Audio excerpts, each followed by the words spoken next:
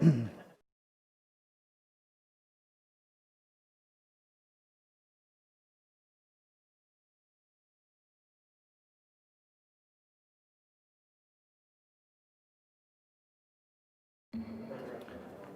evening. I'd like to welcome everyone to our Rutherford County School Board meeting for December 17th. At this time, first call of business is the Pledge of Allegiance, led by Oakland football team.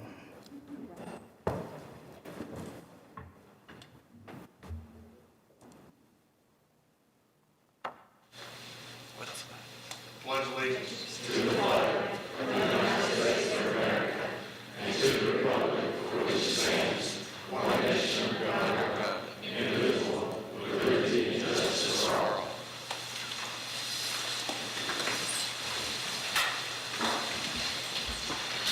Thank you, gentlemen.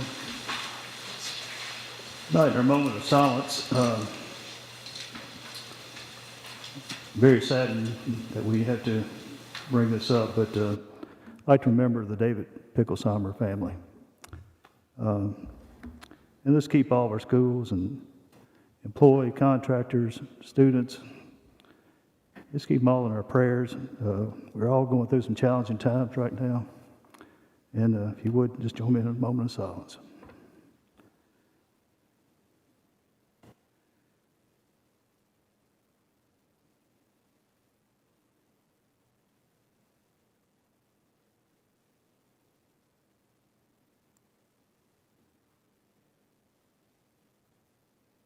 Okay, thank you. Before we get into approval of the agenda, we do need to rearrange a few things on the agenda. Number 15, page 9 through 15. We need to move that up. We have an emergency to get this approved and get it over to the courthouse. Just, Mr. Boder will be running over there just as soon as we can get this approved. So there's no objections with the board. I'd like to move that up. All in favor, say aye. Aye. Any opposed? Thank you. All right, number 15. Number 15, this is the emergency that it was talking about. I'm found on tab 6. This budget amendment is for additional instructional technology services that are related to COVID-19 pandemic and high-need special education contracted services. This amendment is the budget for additional instructional technology and special education contract services that are necessary to maintain the delivery of instruction to our students during an ongoing COVID-19 pandemic. The expenditures include $1,588,600 for 4,700 additional student laptops for Rutherford County students, distance learners, and $354,000 for additional content filter technology for online platform, and $353,141 for additional costs to deliver contracted therapy and distance learning services to our higher need special education students. Funding for these additional costs are derived from $814,607 of our federal remote learning technology grant, $353,141 in federal IDEA high cost reimbursement funds, and $688,795 of growth textbook budgeted funds. It should be noted that all this local funding is being utilized in this budget amendment will be in the second request from FEMA in the COVID-19 Disaster Grant Program reimbursement request. Motion to approve this budget amendment for additional instructional technology incurred from COVID-19 pandemic and high-need SPED contracted services as presented. All right, do we have a motion? I so move. Thank you, Ms. Bratton. Second. Mr. Estes. All in favor say aye. Aye. Any opposed? Motion passes. All right, we'll skip down to number 3 because we can pick up this amendment on the Plainview thing later on with Doug not being here. This number 3 is an amendment to budget the payroll expenses for emergency COVID-19 temporary custodians and classroom facilitators, as well as additional needed custodial supplies. General purpose school fund amendment is to the budget for the payroll expenditures of $156,093 for temporary transfer of 55 full and part-time school nutrition employees that was approved by the school board and presented to the County Health and Ed Budget Committees early in the school year. This temporary transfer of school nutrition employees was brought about due to the lack of cash flow in the school nutrition fund and from the need for substitute teachers and light-duty custodians to cover for quarantine teachers and regular custodians in our schools. We're requesting sanitizing schools and increased cleaning of the school buildings need brought about directly by the ongoing COVID-19 pandemic. It should be noted the reimbursement for these additional costs will be requested in the FEMA Disaster Relief Grant. Motion to approve or to amend the general purpose school budget as presented for payroll expenses in emergency COVID-19, temporary custodians and classroom facilitators, as well as additional needed custodial cleaning supplies. Funds from this amendment to come from the portion of the local option sales tax fund being received over budget for the first part of this fiscal year. It is noted that the budget amendment will increase the local option sales tax annual budget line to $68,041,093 and will still have $49,012 less than the actual collections of the local sales tax for the last fiscal year. And this is a conservative revenue budget for the current 2020-21 21 fiscal year. All right, do I have a motion?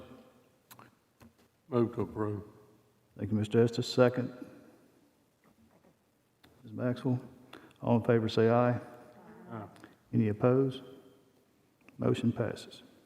All right, number 4 is an addendum to the substitute teacher contract with Higher Thinking, Inc., Advantage XP. This proposed contract addendum will provide contract substitute teachers that meet certain criteria their regular pay while they quarantine. Should they be quarantined as a result of being in contact of an individual who is positive with COVID-19 virus as a direct result of substituting teaching in the Rutherford County School classroom. Funding will be limited for this addendum not to exceed $25,000 and to be funded from the current substitute teacher expenditure line items. Once again, this is those teachers that meet a certain criteria of having worked, I think, 3 consecutive days and have been caught up in quarantine due to being in our schools. Motion to approve the proposed addendum to the substitute teacher contract with Higher Thinking, Inc., Advantage XP, with the goal to increase the current fill rate of our substitute teachers as presented. Okay, any questions? Do I have a motion?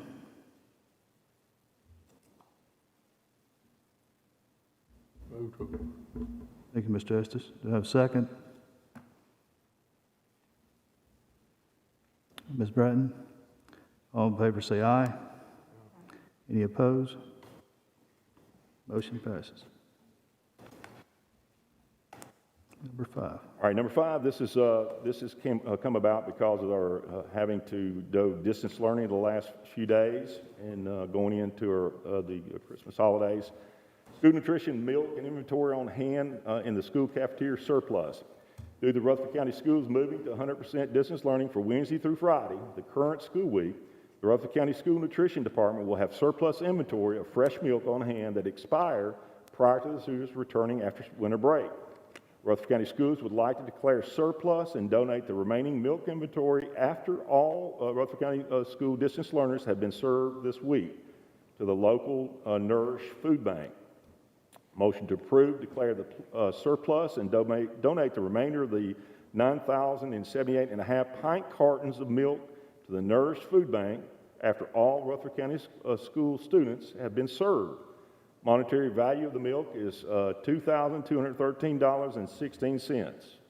All right. Any questions? Do I have a motion? Move to approve, Mr. Chairman. I think I had Ms. Maxwell first. Do I have a second? All right, Ms. Moore. All in favor say aye. Aye. Any opposed? Motion passes. All right. Go back to the beginning of our agenda now. Now, can we get approval for the consent agenda?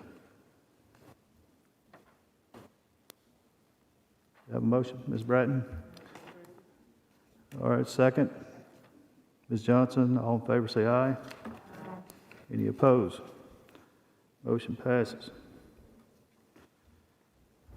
All right. Getting down to the recognition, number 6. All right, number 6, we've got the Oakland High School football team that was led by head coach Kevin Creasy. They completed a 15-0 season by defeating Brentwood High School 56-33 in the state championship on December the 5th in the 6A division. This also gives Oakland High School the most state football championships in our county, surpassing Riverdale. Now they have 5. They have 1 for the thumb. So Mr. Creasy or Coach Creasy, you want to come up and introduce everyone? First off, thanks for having all of us, and I hope to make this a yearly event, but I know you're stressed for time and got a whole lot more important issues, but I do appreciate the opportunity. And guys, if you just stand up real quick. This is our representatives. Because of COVID, we restricted our numbers a little bit, but these are some important guys that were contributors to our state championship. And we'll be heading out after this, going to the county commissioner meeting. So we would stick around, but appreciate the invite and hopefully see you next year.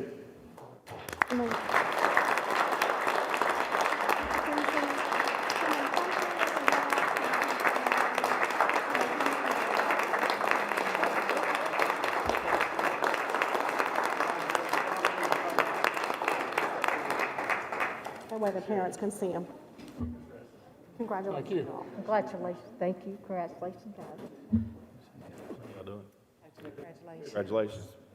Congratulations, guys. Congratulations. Very proud of you Congratulations. boys. Very proud. Congratulations. That was a good game. Congratulations, big guy. Congratulations. UNLV.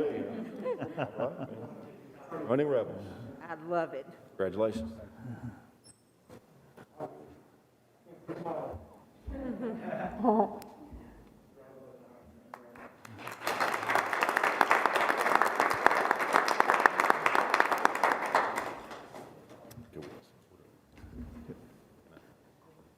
We'll just give them a second, clear out.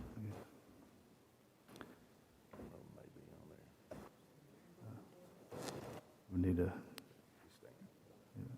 All right, we've got some more individuals we'd like to recognize for their accomplishments this year in football. TSSAA 2020 Mr. Football Kicker of the Year finalists. That's Trey Turk of Oakland High School.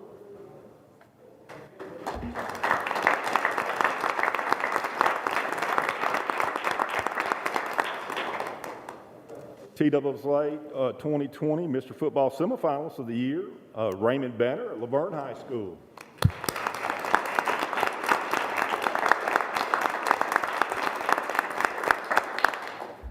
TSSAA 2020 Mr. Football Semifinalist Kicker of the Year, Upton Belafont from Stewart's Creek High School.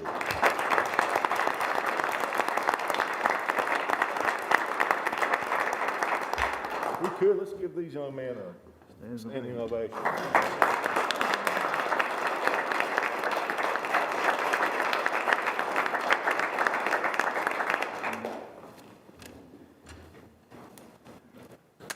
Thank you. All right, now we'd like to recognize some Eagle Scout awards. So as I call your name, if you would, please stand. The Board of Education would like to congratulate and recognize the following scouts on achieving the rank of Eagle Scout, Scouting's highest rank. First up is Taylor Bell, Rockville High School.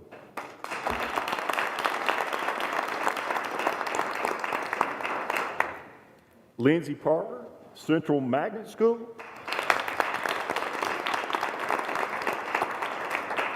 Morgan Phillips, Eagleville.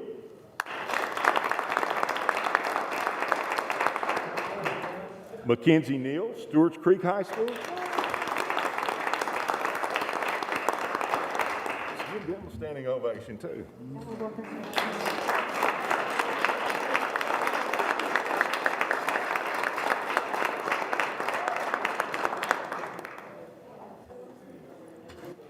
And now, we got Spotlight on Education. He's probably going to want to take your picture, Mr. Evans.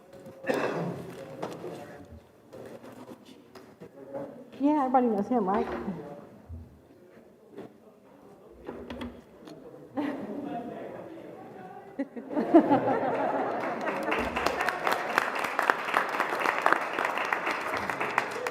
This is Lindsay Halford. Good evening. My name is Lindsay Halford, and it is my privilege to serve as the Fine Arts Specialist with Rutherford County Schools. Tonight, I just want to take a few moments to honor a few more very deserving students, not disturbing students, that'd be bad. Recently, the Middle Tennessee Vocal Association held its annual auditions for Mid-State Choir, Freshman Honors Choir, and Elementary and Middle School Honors Choir. Over 150 RCS students were selected for these elite ensembles, making RCS the most represented school district in the Mid-State. Actually, RCS has been the most represented school in these elite choirs for many years, and no one can actually remember how long that's been true. It is also a yearly tradition for Rutherford County Schools to create an all-county choir comprised of the top-performing students in the Mid-State and Honor Choir auditions. Typically, we convene in the fall and hold a special performance to honor these students. While we were not able to do that celebratory performance this year, we still felt it was important to recognize these students' achievements in some way. This year, RCS music students have persevered and overcome new challenges related to the COVID-19 pandemic. They have rehearsed 6 feet apart with masks on for only 30 minutes at a time or even outside. They have given concerts via live stream, pre-recorded video, and socially distant in-person performances. The students we're honoring tonight have gone above and beyond to learn extra challenging music and go through an intensive recording process in order to audition for the Mid-State and Honors Choirs. Their work was reviewed by a panel of judges, and the process was very competitive. Ultimately, they earned these honors by scoring in the top 10 to 12% of all submissions. Since we could not invite all 150 of them here tonight to be recognized, we want to show you a very short video where you can hear from a couple of these students and their teachers about their experiences and display their names proudly for all to see. We will also be posting their names on social media, and each student will receive a certificate of recognition for their achievements.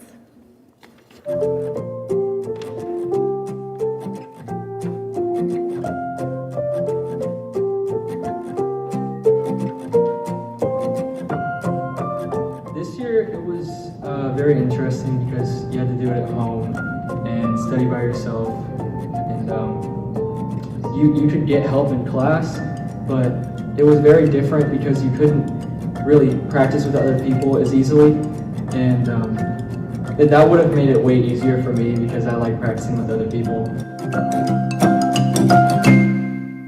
I'd say the first most important thing is repetition. I mean, I practiced every single day, at least about 15 to 30 minutes. You don't ever want to like super overdo it. You know, there's some days I practice more than others, but I always did it at least like 15 or so minutes. The students that make that top tier, that make Mid-State, are the ones who not only know their notes and rhythms, but they are the ones that go the extra mile to make their audition musical. We are going to brag, definitely. For the past, I want to say 6 to 8 years, Rutherford County has had the most students make Mid-State chorus. I think we are very successful because we have the audition clinic, we have sectionals, and we have directors in this county that go the extra mile. And so the care and the time that we invest in these students is a recipe for success.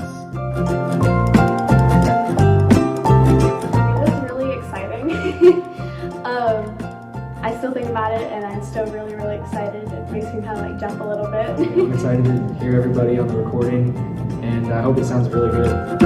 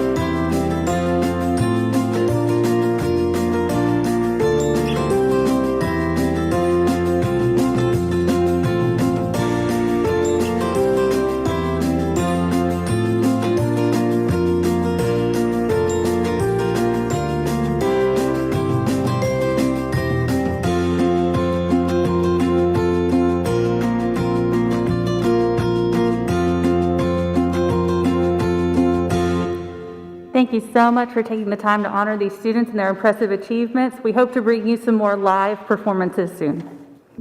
Thank you.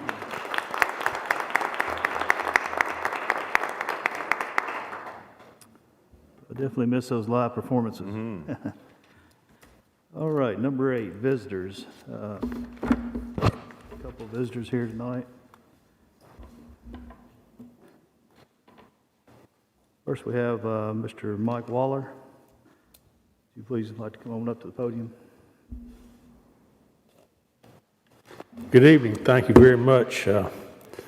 Very pleased to be here for the third month in a row, I guess. But I'd be remiss if I didn't thank all of you for your service and what you're doing for our youth in the community. And I know you've really got your hands full right now. Before we get into the discussion, and I'll defer any questions or comments to the later discussion that we brought before you last week, but I would like to share with you, I guess it was Ms. Johnson's concerns about the safety issues related to the dam on Stewart's Creek at the Smyrna High School. We've written the County Emergency Medical Service, the Sheriff's Department, and the Town of Smyrna Police Department. All have come back with no reports of any incident throughout the years. There's no record of there ever being an incident. So, you know, as I see it, I guess safety is something that's in the eyes of the beholder. You know, if you think it's not safe, it's not safe. But it's certainly not a hazard because of the records we have. So I have those documents, list the Smyrna Police Department. I wasn't able to get into my computer this afternoon to print that out, but I do have the Sheriff's Department response as well as the EMS, and I'll be happy to share those with you. And if it's okay, Mr. Chairman, I'll just wait till we talk about the dam later on your agenda. And if there's any questions of me, I'll be happy to try to answer those. I will say, Mr. Greg Tucker put together a packet for your benefit. It's before each of you. It's pretty much the history of the course of activities with the dam for the last 9 months. So that is available to each of you there at your table. Greg sends his regrets that he wasn't able to be here with you tonight. I do have Mr. Marty Lupman, our town historian, with me tonight. Thank you. All right, our next visitor, Ms. Barbara Dillman.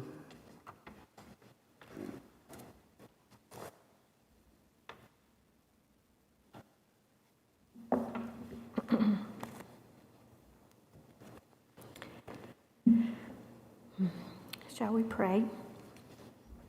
Father, we are weary and so heavy. We feel the weight of the burden we carry for the education of our children. We feel such sorrow at the loss of our friends and coworkers. We're so exhausted with the insurmountable task before us. We have experienced much uncertainty and confusion and defeat. The load is overwhelming, and we do not see the rays of light ahead. But in the midst of such a dizzying dilemma, you are here. You are our strength and our comforter. You're able to bring great beauty from tragedy. You alone are able to deliver us from all the oppression and devastation of this disease. You're able to bring an end to it, just as you did for your people in the desert. All we need to do is look to you, and we will be healed. Oh God, we look to you tonight as the source of our help. We have not passed this way before, and we confess that we don't know what to do, but our eyes are on you. We wait on you and your deliverance. Our ears are open to listen to you and to follow your directions. Our eyes are open to see where you will lead and to follow you there. We are a people in need of much help, much wisdom, much mercy, and much grace. Lord, we humbly ask that you do what you have done in the past and bring your miracle of restoration and healing. Restore our classrooms, refresh our administrators, revive our teachers with your power and strength. May they feel your presence in an inexplicable, undeniable, inescapable way that will raise them up to do what was thought impossible. May your name be given all the glory and praise and honor that it deserves. May we recognize and affirm, surely the hand of the Lord has done great things for us, and may it lead us to be drawn to you. We have no goodness of our own to ask for these things, but we humbly, dependently, and fervently ask for these things because you are good, and you delight to do good for those who seek you. Father, hear us, help us, do for us what we are unable to do for ourselves. Our eyes are on you. In the mighty, powerful name of Jesus, I ask these things in faith, believing that they will be done according to your will. Amen. Thank you, Ms. Dillman. All right, number 9. All right, number 9 is the rapid testing pilot, voluntary pilot program for our staff. Just to give you some data on our current staff and where they are in terms of the number that are out either due to testing positive or through contact tracing. Currently, total, we have 397 staff members that are out. Of those 397, 76 have tested positive, and 321 have been caught up in the contact tracing, which means they were 6 feet or less for a time of 15 minutes more from someone who has been confirmed to be positive. That could or could not have occurred in school. Obviously, a lot of times it's at home. The CDC originally came up with a quarantine of 14 days, and at the end of those 14 days, symptom-free. They also had, for those that were in the family, in the home, a quarantine time of 24 days.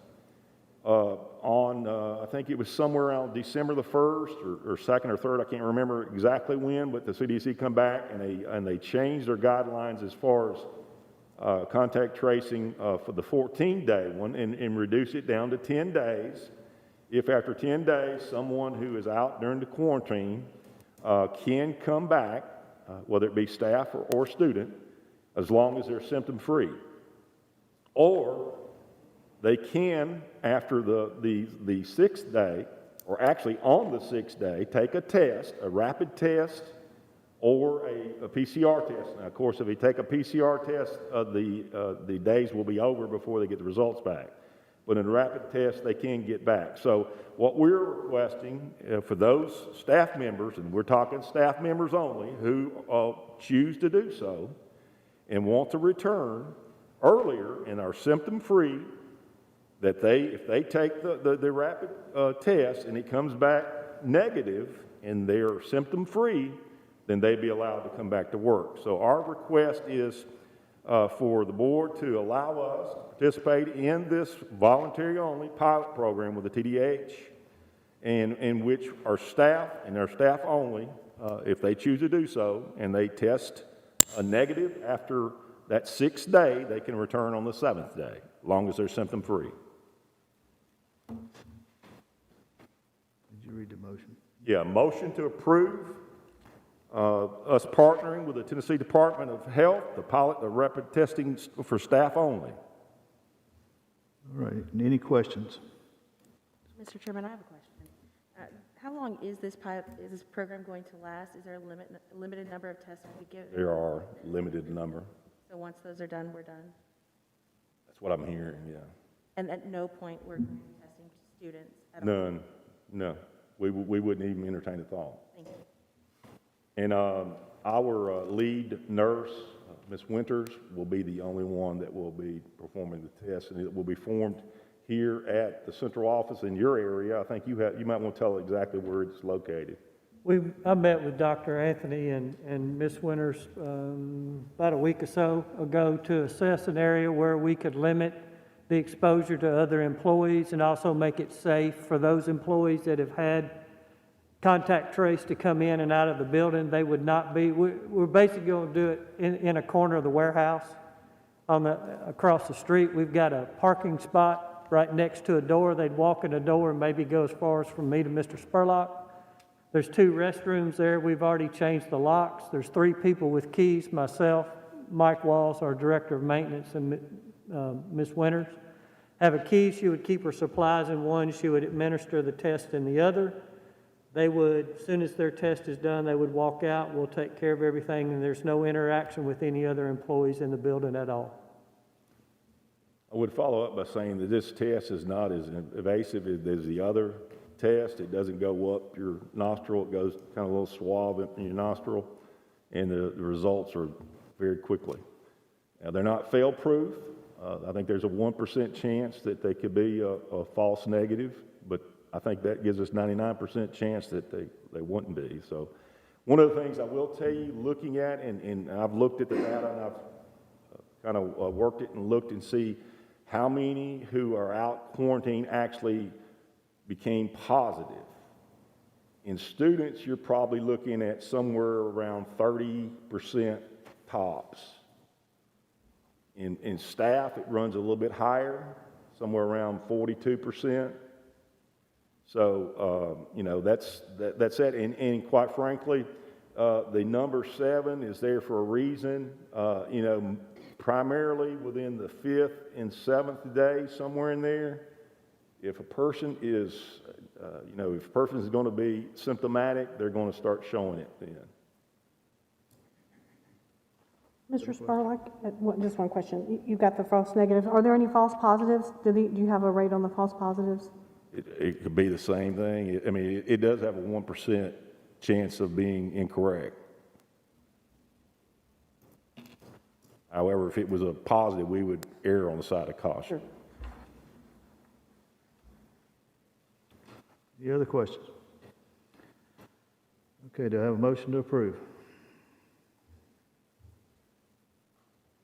Estes, do I have a second? Ms. Johnson, all in favor say aye. Aye. Any opposed? Motion passes. Number 10. All right, number 10 is found on tab 2, Imagine Reading. The ESL department is requesting approval to enter into a purchase contract with Imagine Learning for their Imagine Reading program.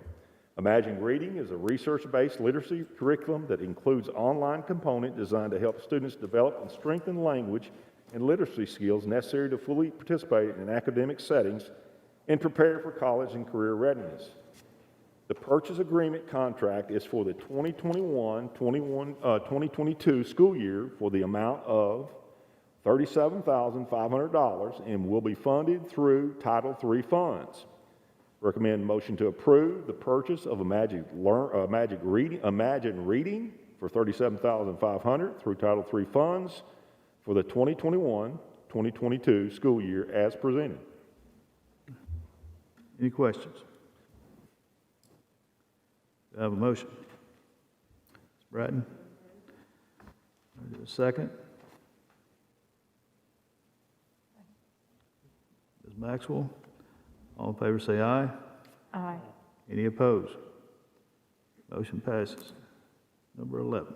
All right, number 11 is curriculum instruction that's found on tab 3. This actually is replacing something we already currently have and are required to do by state law, but it also provides us with a cheaper option, so it's not bad. The curriculum instruction department is requesting to purchase Learning Without Tears as a resource for the requirement to teach cursive writing in elementary school. That's Tennessee Code Annotated 49-6-1034. Our instructional team believes that the proposed resource offers for the material for the teacher and student used to compare to our current offering. Additionally, the program includes keyboarding component for the use in K-5. The total cost for the handwriting keyboard resources would be $80,683.40. This is a savings of $24,984.50 from what we are currently using and includes the keyboarding. The cost for this purchase has already been budgeted for the 2020-21 school year in the textbook line item. Motion to approve the purchase of Learning Without Tears as a resource in teaching cursive writing and keyboarding for our K-5 schools at a cost of $80,683.40 as presented. Any questions? Okay. We have a motion. Motion. Thank you, Ms. Maxwell. Do I have a second? Second. Ms. Sharp? All in favor say aye. Aye. Any opposed? Motion passes. Number 12. All right, this is our case assessment.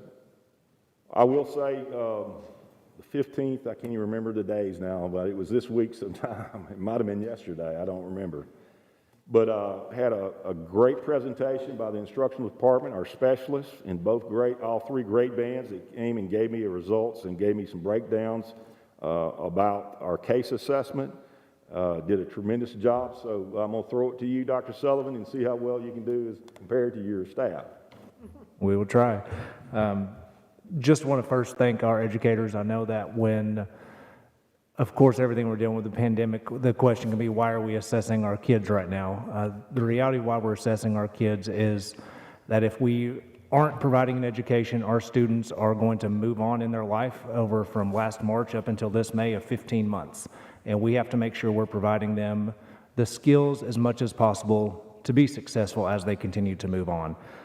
This was a hold harmless, if you will. We're not necessarily interested in how our teachers performed, how our kids performed, or how our schools performed. We just want a data point to see where are our kids on their skills and where they're in our standards so that we can move forward. Overall, we assess 90% of our students in grades 1 through 11. So you were looking at about 40,000 students that had a math, English, U.S. history, biology, all the way through just to give us a data point of where we are. Another thing that we also want to point out is that although we are, of course, in the middle of the pandemic, we have two schools that operate on a block schedule, Holloway and our Rutherford County Virtual School, and they completed their EOC testing, which is still a requirement by the State Department of Education. Those were out of our office today, and so we completed that.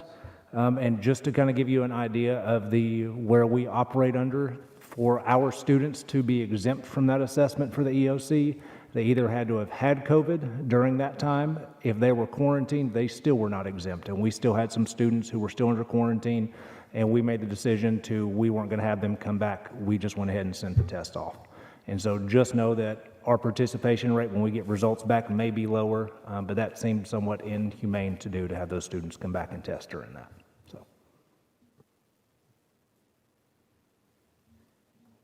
Just to give you an update where the State Department is, of course, this will, and we have spoken to our General Assembly members too, which I'll mention in the Director's update. But they're going to go forward. They feel like that holding harmless for the teachers, the students, and the district. We've mentioned that many times, and the district. But it's like everything else. I'm certain that the data that we do receive will be published. We anticipate that. And that's the reason why, and I appreciate the instructional department, the way that they presented it to the principals and the teachers and the instructional coaches, that more of a positive slant on that, because we do know during these times it's very challenging as far as providing effective instruction daily in our schools. I did want to say we got a comment from one of the vendors, the cases who we use, and there's another large district in Tennessee that uses the same assessment, and they called us to check to make sure we had validity in our test, because our students were performing higher than they anticipated. And so that's a kudos to our teachers and the instruction they're providing even during all this. So we can't say how much we're proud of them and our administrators. Number 13. All right, number 13, this is our policy recommendations here. The following policy changes, additions, and deletions are recommended for adoption by the board on the first reading. We'll start with 1A, policy 1.803, tobacco and vape-free schools. The removal of language related to the police action outside the school's control at the recommendation of the TSBA annual policy manual audit. 1B, policy 3.400, student transportation management. It added a provision for the handling of unclaimed contract/routes in combined policy 3.405 to make bus-related policies easier to locate. Some language was updated to match the TSBA model policy. Minor edits made since policy meeting to reflect input from bus contractors to clarify the language. 1C, policy 4.400, textbook and instructional materials. It combines the necessary and legally mandated portions of the 4.400 and the 4.401 and includes new waiver language allowed by the state board. Policy 1D, 5.202, separation of practices for non-certified employees. It removes the language implying a due process right to non-certified at-will employees. Policy 1E, this is 5.302, sick leave. The policy is being amended to remove duplicative language found in policy 5.305. 1F, policy 5.304, long-term leaves of absence for professional personnel. It removes duplicative language found in policy 5.305. 1G, policy 6.200, attendance. It removes language, school-sponsored activities as excused absence. Under state board policy, students are now coded as present during such events. 1H, policy 6.303, interrogations and searches. It updated the policy to more closely match TSBA policy due to involving law-related search and seizures. 1I, policy 6.402, physical examination and immunizations. Clarified language to match the TSBA model policy as recommendation during the annual audit. 1J, 6.411, student wellness. Updated school health index to match the state board policy at the TSBA recommendation. 1K, policy 6.503, homeless students. A full rewrite to match the TSBA model policy and remove references to foster students. 1L, policy 4.209, alternative credit options. This model policy sets out online alternative credits in course access program language. State board policy requires the adoption of such a policy. This is a TSBA model policy. 1M, 4.6051, substitutions for PE credit. It clarifies means for students to earn a half a credit of PE from non-traditional methods. 1N, policy 5.3031, leave for religious observance. It establishes process for employees to request religious leave already required under federal law, and it clarifies that such leave is unpaid unless approved already banked leave. Recommend approval, a motion to adopt these reference policy changes on the first reading as presented. Mr. Spurlock, if I might. Board members, we've been working closely with our bus contractors as we enter our new contract period. For our new members, if you've not gotten to meet some of our contractors, they're here. Many are here today in blue shirts, so you'll be able to pick them out. They have presented us some fantastic suggested language for that policy we talked about at the policy committee. So if I might, I would recommend making a motion to table item B from this list, and we will bring that back January 5th for emergency adoption after we get a draft that we all like together. And that way it'll pass at the exact same time it would have anyway, since that will be on one reading instead of two. So it would pass that day anyway. So if you make a separate motion to table that, and then you can make a collective motion on the rest, so long as you're comfortable with all those policies. Okay, do we have a motion to table policy 3.400? Motion. Braden, do we have a second? Second. Thank you, Ms. Maxwell. All in favor say aye. Aye. Any opposed? Motion passes. A motion to approve all the above referenced policy changes with the exception of the tabled motion of 3.400 as presented. All right, do we have a motion? So moved. Thank you, Ms. Sharp. Do we have a second? Mr. Estes. All in favor say aye. Aye. Any opposed? Motion passes.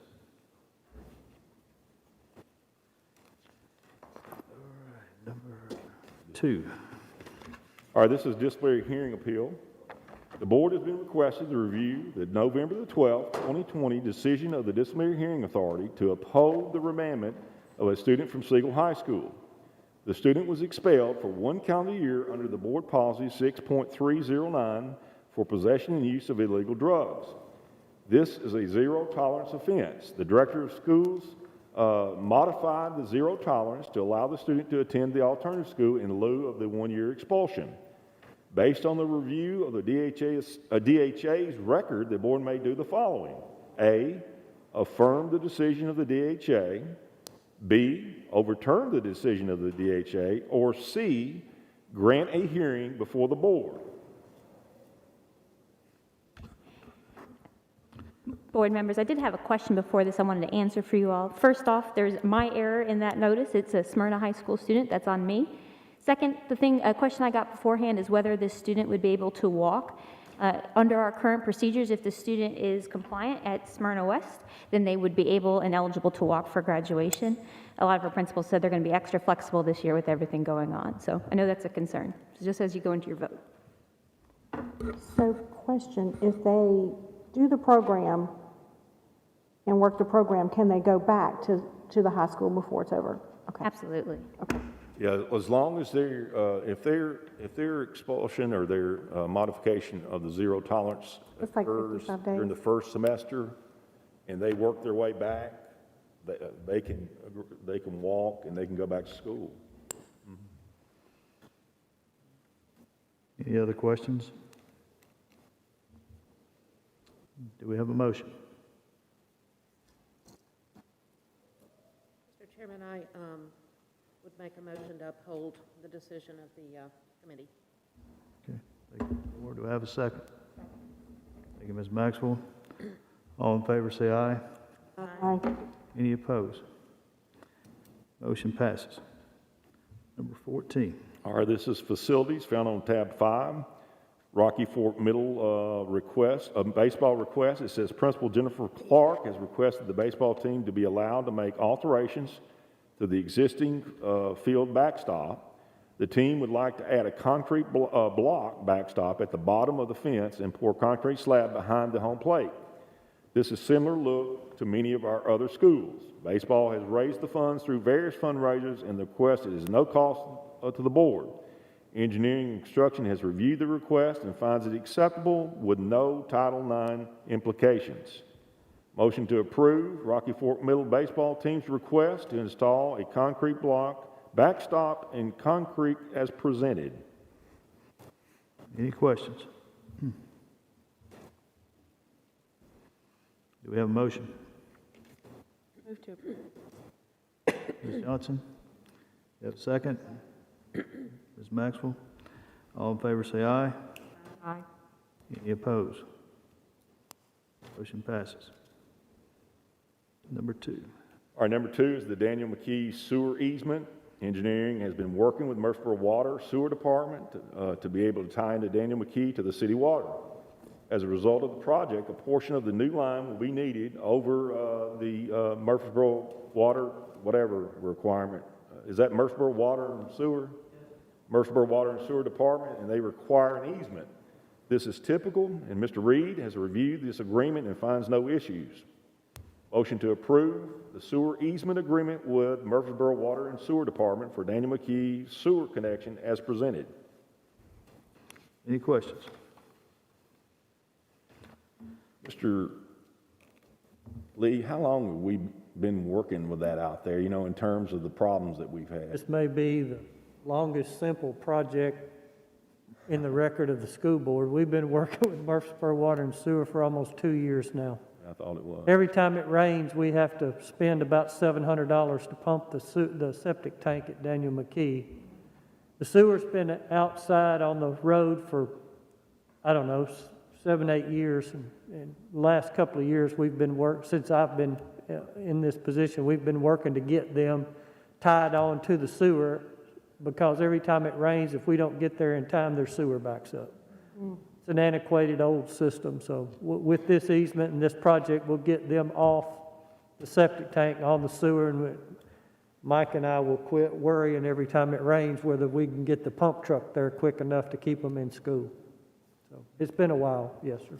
What's the estimated time, if approved, that would be finished? They're telling me that they're in the process, the contractor's in the process of getting the permit. We're hoping to have it in the next week or 10 days, and it shouldn't take over a couple months to be able to finish it. All right, motion to approve motion to approve this project as presented. Do I have a motion? Ms. Bratton, second. Ms. Maxwell. All in favor, say aye. Aye. Any opposed? Motion passes. Number 3. Our number 3 is a change order for the annex at Rock Springs Elementary. Boger Construction has submitted a change order number 1 for the final change order for the deduction of $95,853.27. This change order will reduce the final construction cost for the project to $8,023,946.13. Engineering has reviewed and agrees with the request. Motion to approve this change order number 1 for Rock Springs Elementary Annex for the deduction of $95,853.27 as presented. Any questions? All right, do we have a motion? Move. Mr. Estes, do I have a second? Ms. Johnson, all in favor say aye. Aye. Any opposed? Motion passes. Getting back to that, we really haven't never had I think we went to some of these additions and had like a photo op. Would we be interested in doing that once maybe later on in the spring? Would that be something we would want to do, or we want to let that go by? I know it's been open since the beginning of, it's a beautiful addition. I went into it. Right. Yeah, it's kind of a challenge right now. It may be something we can roll into Plainview later, do that. Mm-hmm. Sure, we can do that. We can set that up. All right, number 4. All right, number 4, the Sam Davis Board of Directors dam removal request. The Board of Directors and the Board of Trustees of the Sam Davis Home has requested Rutherford County Schools to allow stream bank restoration and removal of the dam that adjoins the Sam Davis Home and the Rutherford County School property. We have 2 separate presentations by the parties involved, for and against. At the request of the Board, Engineering and Construction has requested and received documents from the Sam Davis Home, TDEC, and the U.S. Army Corps of Engineers, the Cumberland River Compact, and the Tennessee Historical Commission to make a recommendation to the board. The Sam Davis Homes Board of Directors and Trustees voted in 2016 and again in 2020 to remove the dam. TDEC has approved and issued a permit for the water quality portion of the work, and the Army Corps of Engineers is in the final stages of approval. Based on the information we have received, it is the Sam Davis Homes' wishes to remove the dam. This request is at no cost to Rutherford County Schools or the board. Engineering and Construction recommends approval pending the final determination from the Army Corps of Engineers. Should any funds be remaining from the sale of the wetlands credit, funds should be split 50-50 between the board and Sam Davis Home. You want to explain that, Mr. Lee? Yes, sir. Basically, and I'm trying to put us in a neutral position. We don't own the dam, the Sam Davis Home does. And their board of directors has decided they want to remove the dam. Now, what that reasoning is, it doesn't really apply to me. I don't think I don't want to put us in a position where it's going to cost us money to do anything. So my recommendation is basically let it play its course. Let the Sam Davis Home do their thing, and if they can get it passed and they can come up with the funds and it's no cost to us, then we oblige the Sam Davis Home and their wishes. If the Corps of Engineers or TDEC or whatever rescinds their permits and tells them they can't, then the issue goes away. There is, and it's been brought up, the sale of the wetlands credits, and it's a, I don't want to use the term, it's kind of if you have land that can be set aside, in other words, never be built on, never be used, to restore, whether it's land itself, stream banks, creeks, You can even have land, some of the land that, out at the property we looked at on 96. That property that would have been unusable for us, that wetlands property, we could have set it aside in one of these land banks. And then basically what they do is you sell the bank to leave the land alone in its natural state, which allows a developer to disturb some land in another location. It has to be in your geographic area. The way the Sam Davis Home and the Cumberland River Compact are paying for this, they're setting aside some wetlands credits. It's their bank and it's our bank. I provided a piece of paper for you prior to the meeting. It's a draft, rough draft that they have proposed to us, which meets I went 50-50 split. The way the Cumberland River Compact gets its money to do the work, they're saying they're doing the work for free. And in reality, that's probably not necessarily the case. You set aside some land, they sell some wetlands credits, then they use that money to remove the dam. Mr. Young and I had discussed that if there is any monies, I had come to that determination while we were doing the review, that if there's any monies left over, the Sam Davis Home was going to get it, and if we're being a party to it and they're using our bank as part of the wetlands credit, we should receive some of those funds too. So basically, if you look at it, they've presented that, which is kind of what we've asked, is 50-50 split of any monies that are left. This basically, we're not making a position. We're saying we're going to honor the Sam Davis Home's wish, and if it goes through and they can get all the permits, then we'll sign off on it so that they can use our bank. And then if there's any funds left over, we get some funds.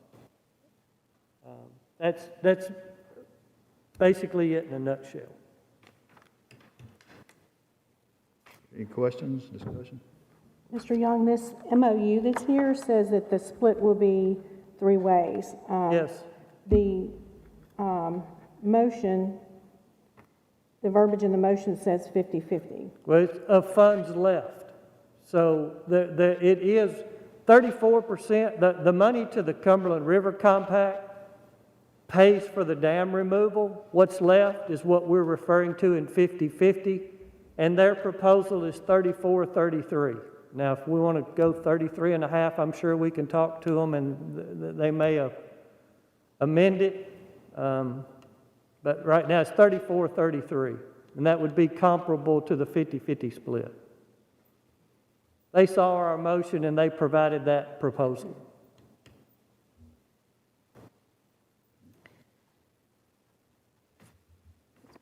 Mr. Chairman, I still have so many questions about this. I'm so concerned about it, and we got a letter, and I know we have a couple of gentlemen here. I believe Mr. Luffman and Mr. Waller, correct, are here. Sorry. Just looking over the letter that you brought us this evening, and all of this information about the money, and just it troubles me, and I guess I'd like to have a little better understanding, because it talks about in your letter here that was written by Mr. Tucker, correct? It says the resulting credits are marketable and would have a state agency established market value of approximately $1.5 million. Engineering studies on file with the state indicate the total cost of the project would be approximately $500,000, leaving a profit of $1 million. So is this the same money? That $1 million is what would be split 34-33, if there is a profit of $1 million left. There's also something in here that indicates that it would go to developers. No, ma'am.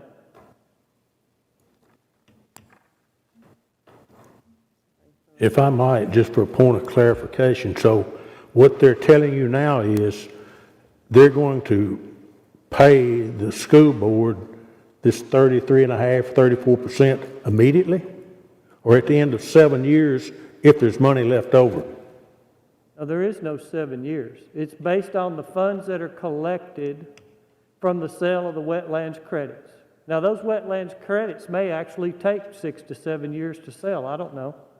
Well, I can tell you, 2 of them have already sold 2 years ago. You can't sell what you don't have. Sir, they did. I've got copies of the checks. Yeah, we went and interviewed Old Acre McDonald, which is developing Century Farms, and the Jones Company, which has a development over in Franklin, as part of our actions, and they provided checks to us and dated. Like I say, they've now none of their documents specify that the check they issued was for mitigation credits at the Sam Davis Dam, but they were ironically exactly the same number of mitigating credits that they bought that the TDEC gave credit for in Cumberland River Compact's proposal. There's a number, and I'm not getting into an argument with you, Mr. Ross. There's a number of these compacts. We've recently purchased wetlands credits at Tan Oaks. We did the exact same thing. Those credits are set out there, and it's my understanding, Mr. Reed, you tell me, correct me if I'm wrong, those credits are sold for a specific property. So when we purchase those credits from that corporation, our property was deemed, they're a property that you're buying the credit for has to be identified, and the property that you're buying the credit from has to be identified. There is no, you can't buy a credit that's not, if they're buying a credit, it's got to say exactly where it's coming from. And if it's coming from the Sam Davis home, it has to say that it's coming from the Sam Davis home. It doesn't work where you can buy a credit and it's just some land somewhere or a whatever. I mean, it just doesn't work that way. I don't know what the dollar figure is. Typically, that's not determined till all of this is done. And then once that dollar figure is determined, if that's the case, they'll use 34% of whatever those credits. We will know what the value of those credits are once it goes forward. So if they say the credits are worth, and I'm going to pick a number, $1.5 million, we'll use yours, and it's going to cost $500,000 to fix it, then there's $1 million left. 34% goes to the Sam Davis home, and 33% comes to the Rutherford County Board of Education. If that's the case, that's wonderful. That's what we've said all along, that you do in fact own half of the dam, according to Rob Mitchell. The property boundary goes down the middle of the creek, so you're entitled to half of the proceeds. I would just suggest to you that you make sure you have it in your motion and what you're approving, that you're to get your funds immediately rather than deferred to a later date if any's left. That'll be left up to Mr. Reed whenever this is all done and approved to agree to whatever terms there are. Until the Corps of Engineers approves it, we don't have anything to go forward on. If the Corps of Engineers shuts this down, then there is no deal and it's all off. Well, I hope it's correct, because we all know how much the school board needs the funds. I will just share with you, it very well may be moot based upon the Tennessee Historical Commission.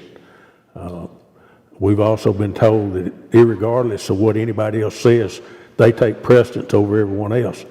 And that gets back to why we were here last month and the proposal we made to you then, that if the dam's going to stay, and I'll tell you again tonight, if the dam stays, we in Smyrna would like to see the creek bank restored, it be stabilized, and there's other ways we can look at it that have developed since the last meeting, but I don't think we need to belabor that tonight. That's for a later meeting after you see how much money you're going to get and when you're going to get it. Also, in this letter, it says it was announced last week that the Tennessee Historical Commission had halted a proposed demolition of the dam. Yes, ma'am. If you read the letter from Mr. It's a historical issue. Yeah, if you read the letter from Mr. McIntyre with Tennessee Historical Commission to the Corps of Engineers, he basically said cease and desist. It's between him and the Corps. It's between the State Historical Commission and the Corps of Engineers. The Corps of Engineers has the right to overrule the Tennessee Historical Commission. They can do what they want to. They have precedent because they are the federal government and they have precedent over the state. Now, whether they do or whether they don't is irrelevant, because all I'm saying is, should the Corps pass the project and they are allowed to move forward, then we allow it. The precedent in this motion says, if the Corps shoots it down, we're all arguing over nothing. It's a dead deal. Well, that would bring us back to our reason we were here last month about restoring the creek bank and maintaining the facility. But like I say, that's for another date. You got to get there first. Sure. And you know, I'd be 100% for, and I know Mr. Tucker is, I know Wayne Blair is, and I think Marty is. I think we're all realize that the school board is entitled to the funds, and they need the funds now, not 7 years distant. Any other questions? Is there a time frame that we're dealing with? Is there a reason that we have to? We're just trying to, I guess, make a. The Sam Davis home needs to know what our position is. Why? Because they have paperwork they have to fill out. If the Corps passes it, then they have additional paperwork that they have to see. If the Corps passes this and we say we don't want to do anything, then we can actually shut that's his whole deal. We can actually shut the deal down. I don't see that we need to get in the middle of the Sam Davis home. They built it. Whether we own half or don't own half is for lawyers and people to discuss. Would this motion be better served if it said, with the approval, the board would grant them access with the approval? Wouldn't that solve everything? Pretty much. I mean, it's basically saying the same thing, yes. I know, but this language up before the motion is probably what's, making everybody a little uncertain. Do you want to table the thing, or do you want to? What would the board like to do? Would you like to vote on this tonight, or would you rather table it? What are the things that have come up? You said that something had developed from the last meeting of someone paying for? Well, we have a very aggressive stormwater program in the town of Smyrna. So we've met with some of the city officials, and of course I go back to a month ago when we were trying to figure out a way to restore the creek bank. So they appear to be receptive to a request from the school board to evaluate the dam, make sure it's stable, that it's not fixing to fall in, and it's worth saving, and then develop plans and get approval to repair the eroded creek bank at the dam. They have a specialist, a guy named Greg Upham, who that's all he does is stormwater. And he deals with those people in Nashville routinely. So, he has the credibility, he has the experience and wherewithal. So we were prepared to suggest that tonight because we thought we were going to be talking about this group of citizens in Smyrna restoring the creek bank. Since this has come up, I'll tell you, that's a whole lot better option. I mean, if that's your desire to cash out and liquidate the asset, hey, so be it. I'm just saying, don't let them hold you to that deal about waiting 7 years to get your money if any's left. You need to get your money on the front end. And I don't think any of you will disagree with that. All right. So I guess what Mr. Lee's saying, until the Corps acts on their request and proceeds to override the Historical Commission, and that could take who knows how long. Hopefully it won't take long, but you just have to wait and see. Yeah, we're really not in the driver's seat at this time. The school board, Rutherford County School Board. I mean, we're really waiting on them to make a decision. Yes, sir. Yes, sir. It's up to them. Mr. Chairman, See, Dr. Steve Murphy is here. He's the president of the Sam Davis Memorial Board of Directors. I'd like to hear from him. No disrespect here, but Mr. Murphy is involved in this intimately as he is part of the Sam Davis home. I understand that Mr. Waller represents citizens of Smyrna that are concerned, but I think Dr. Murphy, could give us some insight on what they need, where we are, what role do we play, and maybe answer some questions as to why we're in this situation. If that's okay. Sure. Thank you. Go to Mike.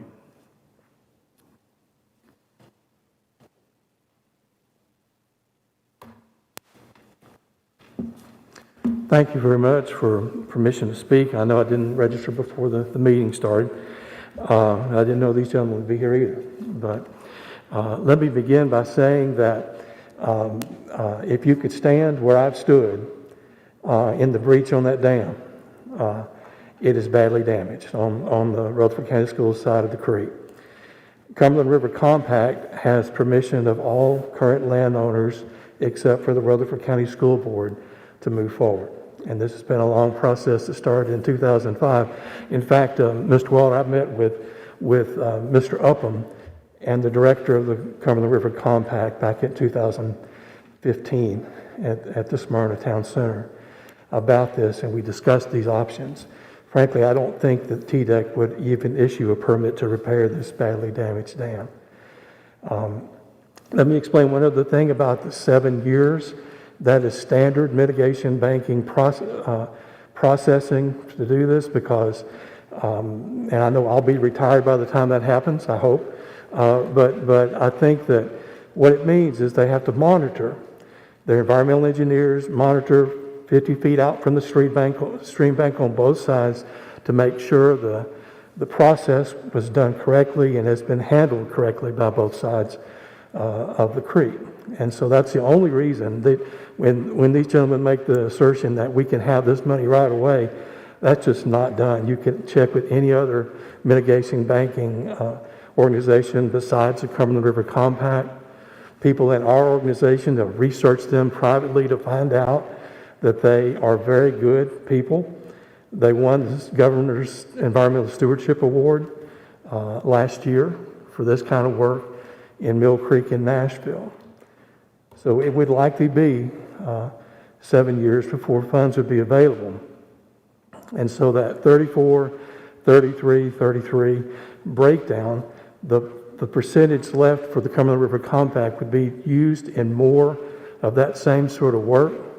But also mention or ask you if you know Mr. Chris Clark, who is the safety director for the emergency management area here in Rutherford County. Mr. Pettis Reed had a conversation with him recently, and I don't know if these gentlemen consulted him in their recent search, but Mr. Clark is very favorable about the dam being removed and any other low-head dam in the Stones River watershed because of safety concerns.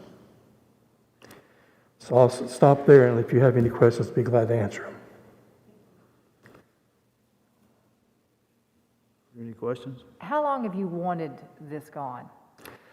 Since I saw the good work of the Cumberland River Compact in 2015 and knew we didn't have the money since I was new to the board of the Sam Davis home at the time, we didn't have the money to remove it. We saw it as really a danger more than just, as a lawyer would say, an attractive nuisance in the creek. When Captain Coos's jet crashed over on our property, people tried to climb across there to see what was going on. There were 3 kayakers that got stuck and nearly injured in it at the end of July. Our director saw that happen of this year. So it's an accident waiting to happen. It hasn't happened yet, but it could happen very easily.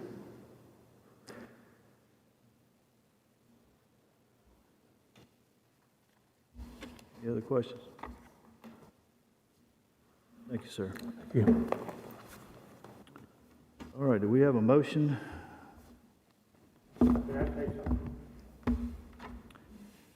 If you make it real quick, we need to move on here.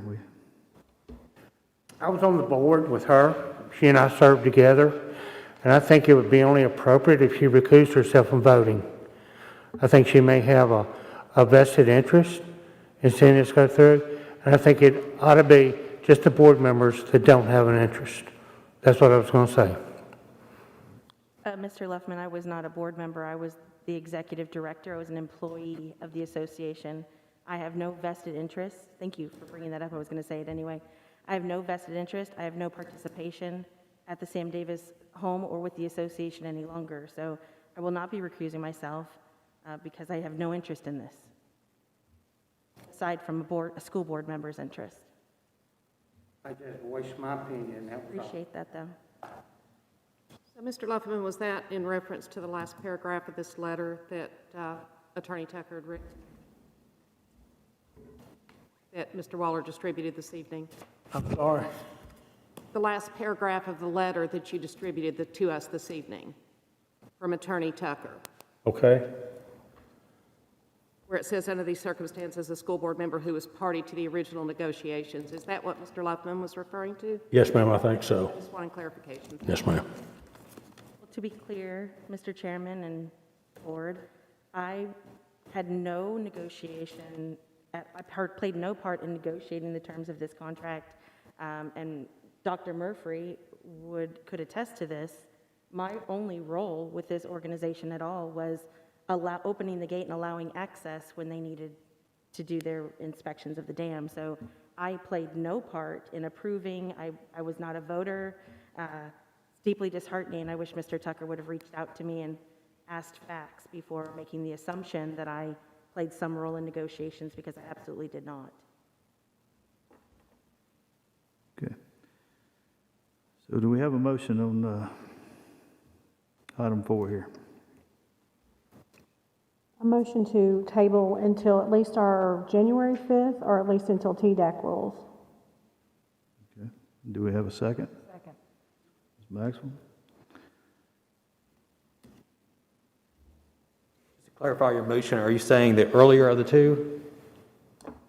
Your motion is to table the motion until January?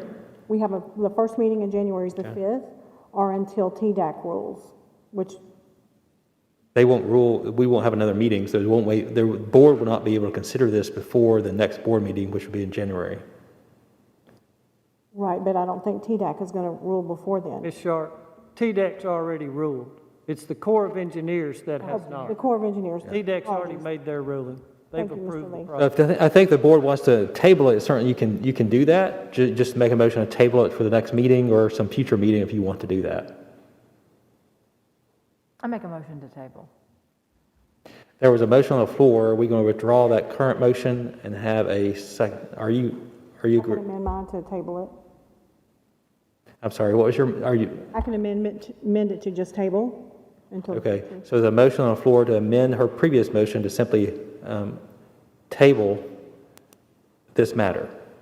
So who seconded that? I did. Okay. Are you agreeable with that amendment? Yes, I am. Okay. So you have a motion and a second.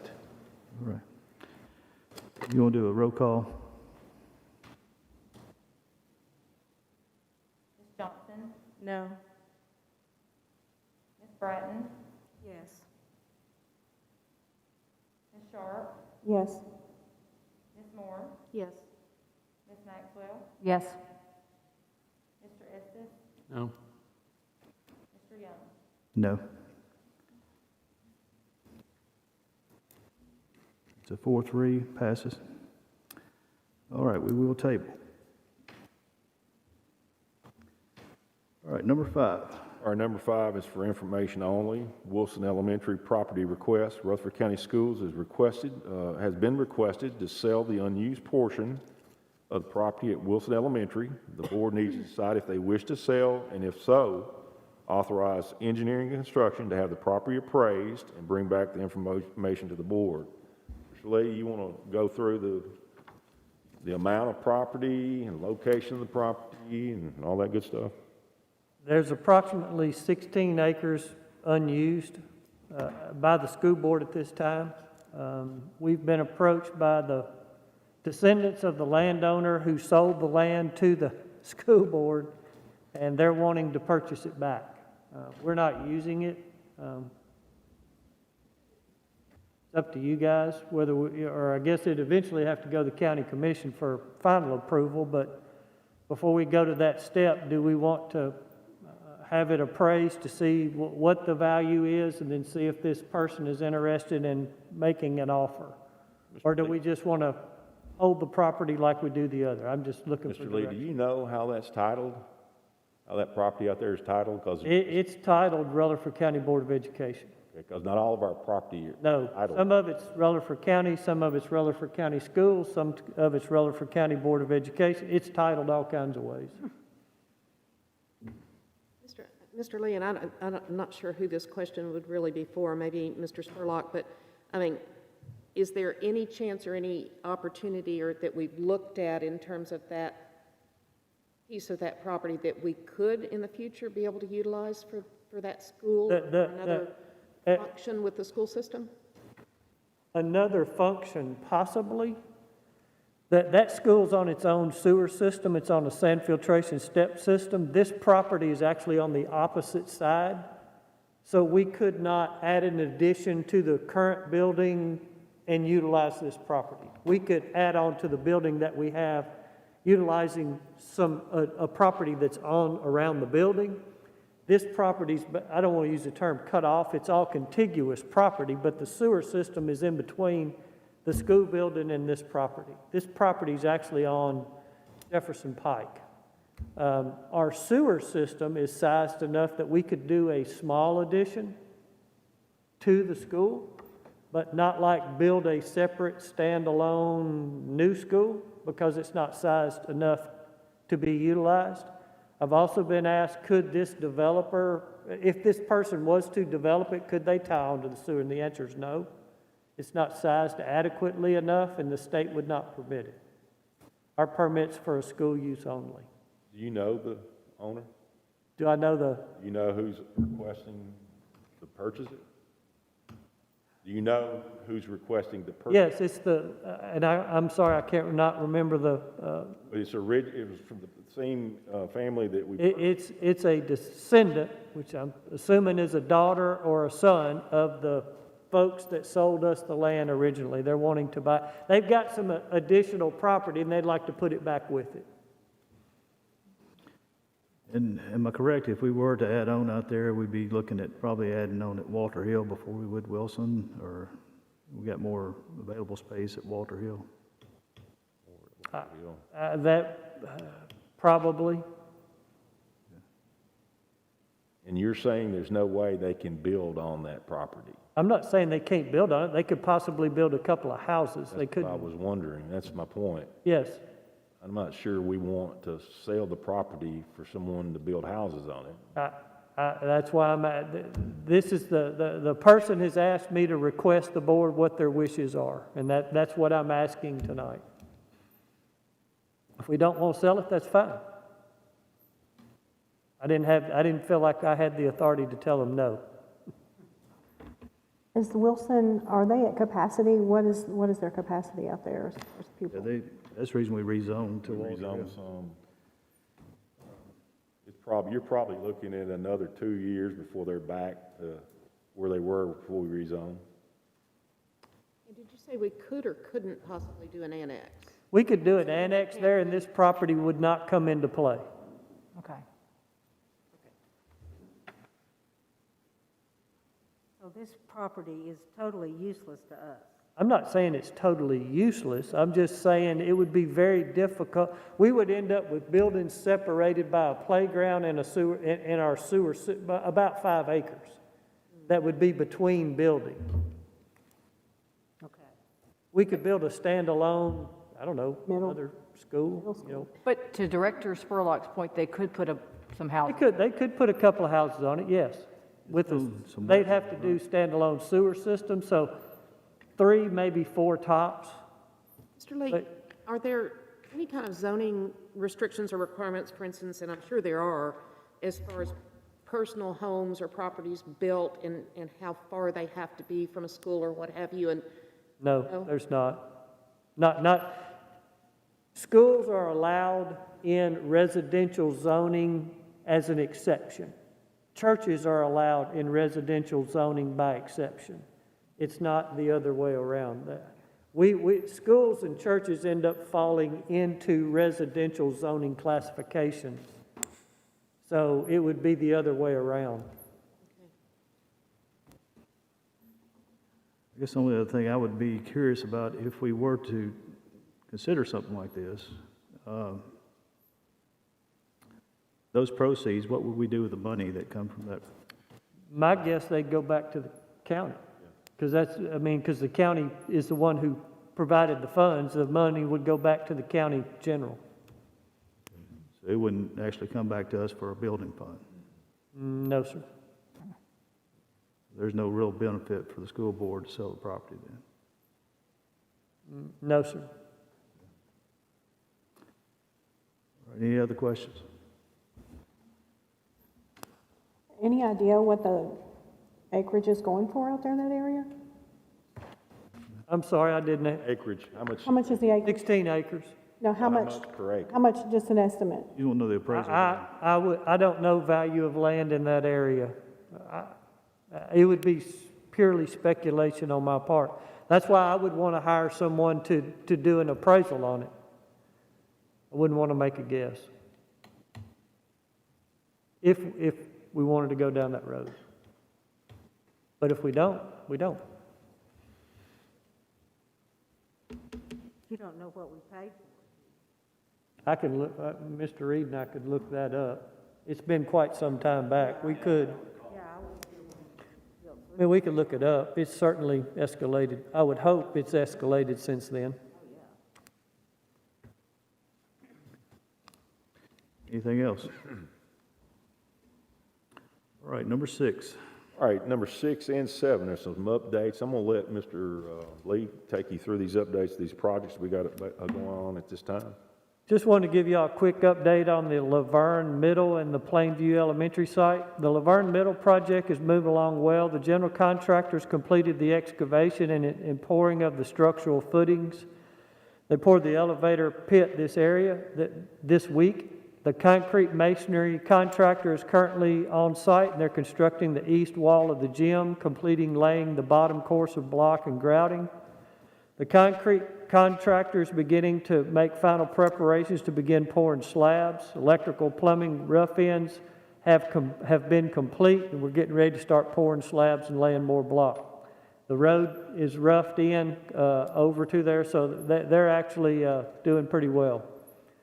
Plainview Elementary, the building construction, the slabs are poured for areas A, B, C, and D. They actually poured E today. They will pour F next week, which will complete all slabs for the new Plainview Elementary. Exterior walls are complete in most areas except for the main entrance in area F. Interior masonry walls are complete in areas C and D and ongoing in A and B. We have started setting trusses and putting decking on. Our roof insulation arrived this week, so we will be starting to put roof on in certain sections starting next week. Underslab plumbing is 90% complete. The kitchen is the only area that's unfinished. Underslab electrical is complete. Wall rough-in overheads have begun. Light gauge trusses are being set. The wing in area C is complete, and area D will begin this week. Roof, framing, and decking in the gym is complete.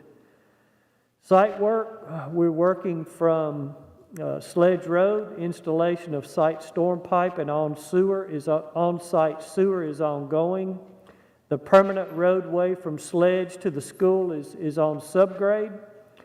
Work on a temporary road has begun this week. Blasting for the detention pond A is progressing.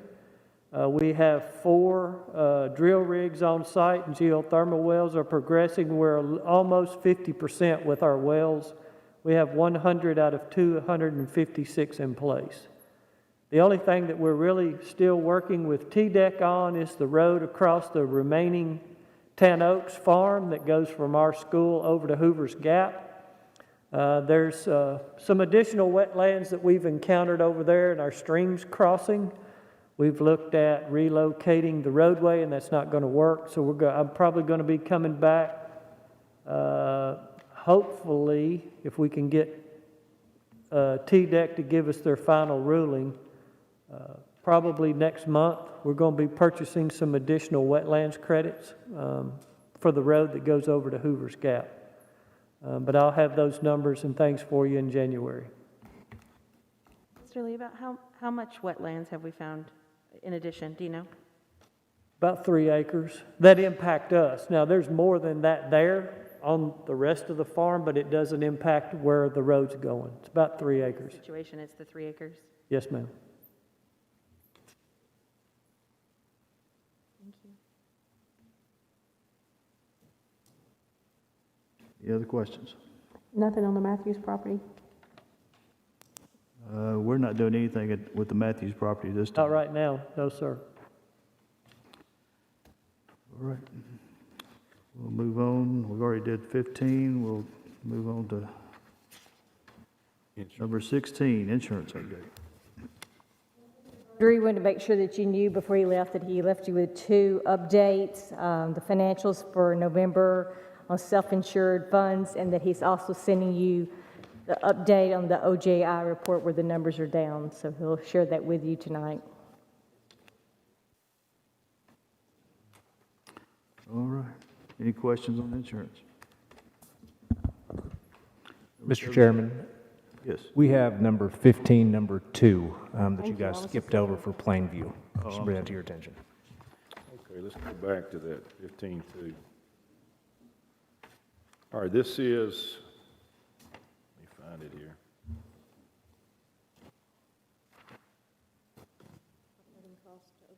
Is that page 10? Yes, page 10. Number 2. All right, this is amendment for operating costs to open Plainview Elementary. This amendment budget is $90,629 for a short duration during our current fiscal year for a school principal, assistant principal, 2 clerical employees, a lead custodian, who can begin operations for Plainview Elementary as it prepares to open for instruction this coming year.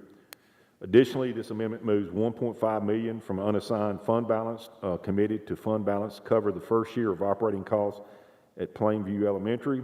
It should be noted that the current state BP funding structure will not pay for any new administrative costs related to this new school for the fiscal year 2022-2023 until 2022-23 due to funding deficiencies in the BP formula. What that means is how we get funded on the previous year ADM. Since they're not open this year, then as we open them up, we have to bridge that until they draw their money, the new board members. And we typically, I think we'll start sometime in, is it February for these positions? Be February 8th for a principal, and then you start a secretary a week later. And they will start here, and after we complete our rezoning, instruction will look with Mr. Boulder and myself, look at the positions, and we'll actually move. First thing we'll do is move positions around, and then after that, whatever we need, then that's another thing that we'll build into our budget. Okay, so we got a recommend motion to approve to decrease the unassigned fund balance of $1,590,629 to set aside funds and budget for the startup operating costs for the new Plainview Elementary School as presented. Any questions? Do we have a motion? Thank you, Ms. Maxwell. Second. Short. All in favor say aye. Aye. Any opposed? Motion passes. All right, now we'll go back to 16. No, we did 16. 17. All right, I got several things here. First, I'm going to start off with some good news. Recognition for Lauren Lane. She's a Central Magnet, Tennessee, one of 4 finalists for the Presidential Award for Excellence in Mathematics and Science, so shout out to her. The next thing I'd like to do, we talked about in our retreat to identify, and we'll be doing this throughout this year, identify one of the strategic goals that we have met and what comes next. So I'm going to throw this over to Dr. Sullivan. So with our virtual school, we of course are operating 6 through 12 right now. We have met some hesitation from the State Department in getting that approved to grow, and has slight hesitation will be a kind way of saying that. We have applied to have 3, 4, and 5 to add K1 and 2. We continually are met with a lot of resistance, so much so that even in the planning stages for next year's budget, it was recommended to us to not do anything until after this current school year. We all know operating a school system, we can't wait until after this school year till we announce to parents that we're trying to expand or to budget for those. And so we are currently right at about 200 students for our virtual school. We want to, of course, expand that, not only to provide an option, but we also have some of our students, because we don't have that option in K-5, who are having to go to other counties, which then may come back to us when that option's not there. So that is something that we want to educate our own students in our own county, and unfortunately, we're not able to do that right now. We actually got students that are in the Robertson County State School. Several hundred of them. Absolutely. While we're on that, and just to piggyback off of that, the virtual school, we have received a letter of intent for a charter school. The charter school is set to want to open in 2022. It's a K-8 academy called, you'll never believe this, College and Career Academy. Now, I will tell you that if you look at the people behind this, they're legit. All right. The person who I've had a conversation with over our virtual school, who has turned me down, and I will be going to Gordon Ferguson, our State Board of Ed member, to talk to him about this, about expanding our program. It actually is over charter schools. You know, and the conversation that I had to her was, we want to offer options to our parents. I think it's incumbent of us. We are the 4th largest school district in the state of Tennessee. We've been running it like we were the 35th school district in the state of Tennessee. This is something that should have occurred a long time to give our parents choices. With that said, we think we have something as we look at the requirements of what, and they've specifically targeted the northern end of the county, the Smyrna and Laverne area, and you know, that will be coming forward. But Dr. Sullivan has looked at that, and Dr. Sullivan, you might want to touch on the priority as opposed to focused. Okay. So kind of our next steps with our board policy is the board will have to, first we'll go back and look. I think the last time we had this was 2012 or 13 or somewhere right around there, to where we looked at review for the charters application. We then have to appoint an actual review board that we should do every year in the event that we get an application for a charter school, that will be made up of community members, constituents, district officials, and one school board member.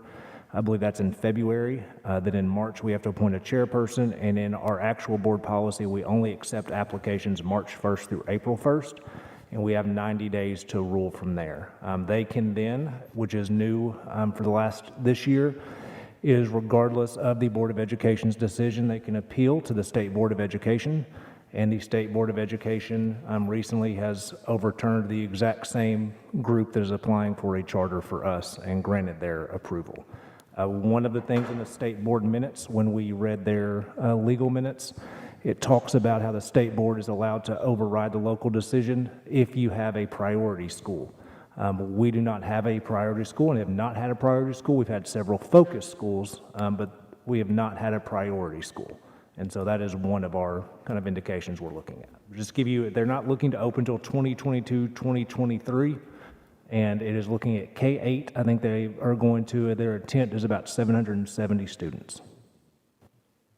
The state board took up some stringent policies just here recently about charter schools. So they're pretty stringent.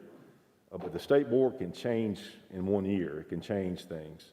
The focus school that we had actually became a reward school in 1 year. So we'll continue to work through that process, and getting that committee together is the next step in it. And there are members of the Department of Education on this group's organizing body. So that is something to just keep in mind, the current employees.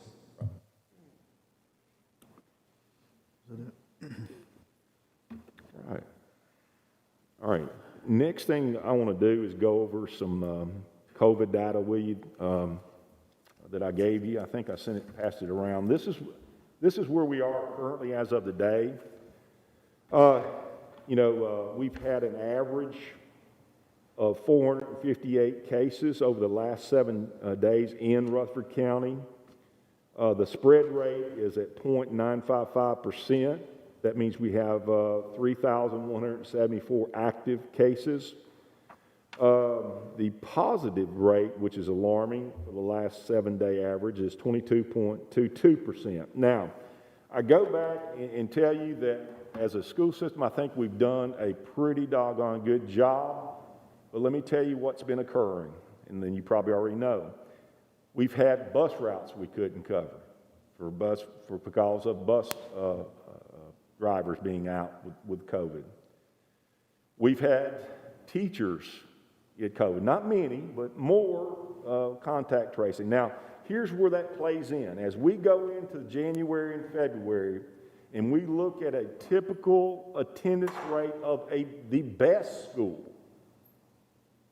typically from the day, you could be anywhere from 5 to 10% of your teachers out just on a typical day during the flu season. You throw COVID on top of it, and you can get up to where about 25 to 30% of your, and that's where we've been juggling this here lately. We've got a lot of teachers having to give up planning period. We have a lot of EAs having to fill in. No, we've never had any custodians filling in the class, and no, we've never had any students taking over class. I don't know where that comes from, but social media is the area where a lot of dreams come true. So, I say all that is we know, looking at and talking to our state health officials and looking at trends and looking at what other people do, we've got to change currently what we're doing. Now, what we're proposing to do is the following, and we're still working on this. We'll bring it back to you when it's a completed piece on the 5th of January. We're still working with our teachers and our principals and administration and our reopening team. This is what it would be like. K-5 would be on traditional, opening up. Now, the reason why we say that is because we've got data on it. Not that it can't occur, and it can occur, but most likely, especially the K-5s that are not huge, okay? We've got some that don't have any problems at all, or very seldom have problems. We suggest that they go in person. Then what we suggest is 6th grade do the same, go in person. However, we would like for a hybrid for our 7th and 8th graders and our 9th and 10th graders and our 11th and 12th graders. What that means is we would go by the alphabet for those schools that impacts those grade bands. We would go A through L. Let's just say A through L goes on Monday, Wednesday, and Friday one week, in person. On the days that they're not in person, they go on Tuesday and Thursday virtual or distance learning. Then on Tuesday and Thursday of that week, we would bring in our M's through our Z's. And then the next week, guess who gets 3 days? The M through the Z's and the A through the L's get the 2 days.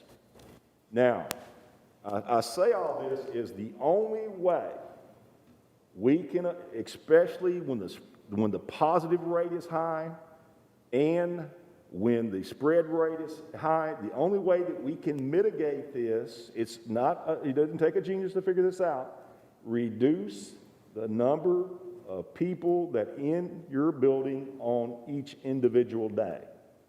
All right? Now, what we plan to do, if approved, as we do this, we will evaluate it after 4 weeks. And what I say evaluate, we'll evaluate and see how the data is trending. If the data is trending in favor, Now, I'm not in favor of pushing them all back in at the same time, but I would say we would go back with some of the middle school. You see what I'm saying? Transition it back in there. Now, contrary to what may be stated out there, the virus doesn't originate in the school. It's brought into the school. Many times it's brought in by kids who, quite frankly, are asymptomatic and probably will never know if they've ever had the virus until someone gives them an antigen test, if they ever get one. They may never know. So that will help. It's not going to change anything about transportation. It's not going to change anything about our teachers. The only thing is, it's going to change every other day for some of our students. Now, we're still working on this thing. We're not completely finished.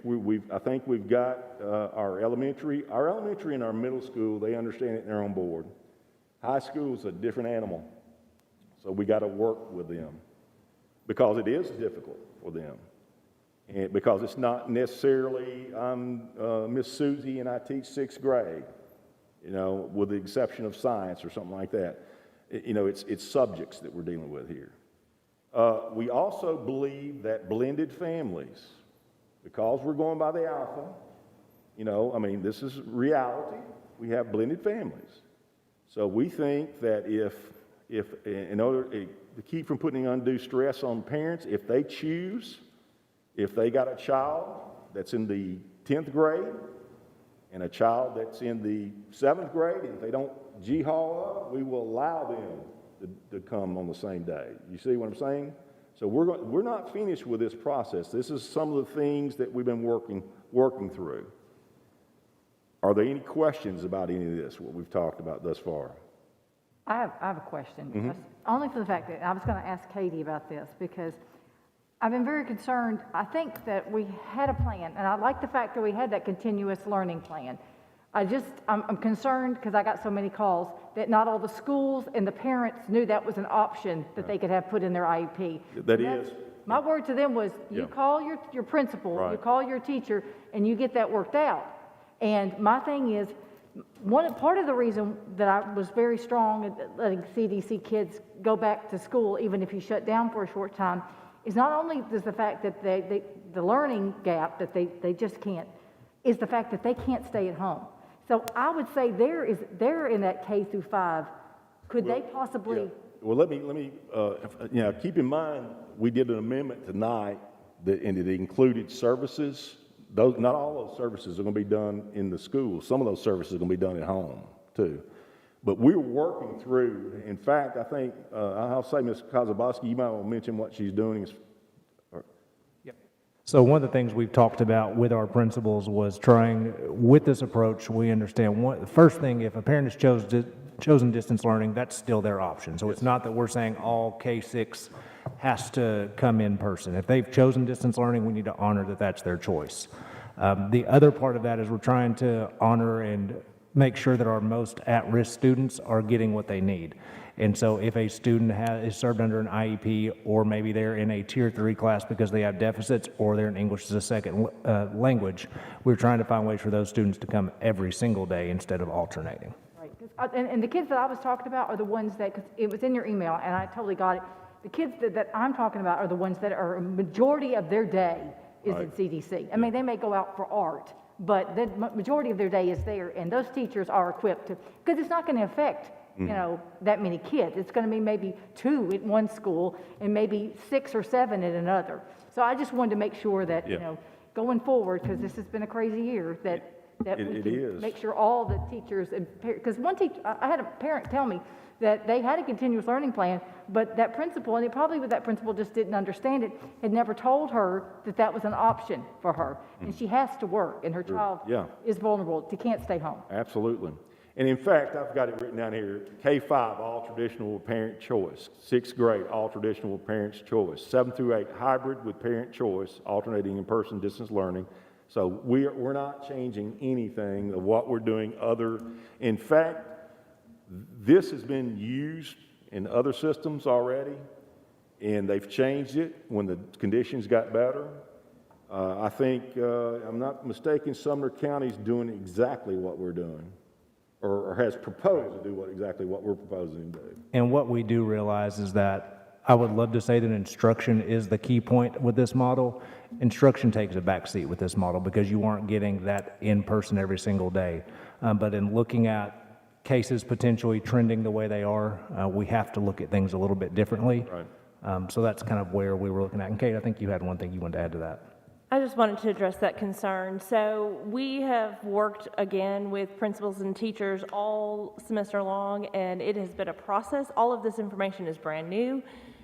We have had thousands of IEP meetings to try to discuss contingency learning plans, and the guidance from the state has continued to come out throughout the semester, so we have had to update. And so some of the people who had contingency learning plans early on may not have had all of the information that they have now. So as we get calls and as I've worked with principals and staff, we just keep encouraging them to reach out to their school, because it is, a best guess how we can make distance learning work. And if it's not working, absolutely we have to go back to the table and have those discussions again so we can amend the plan.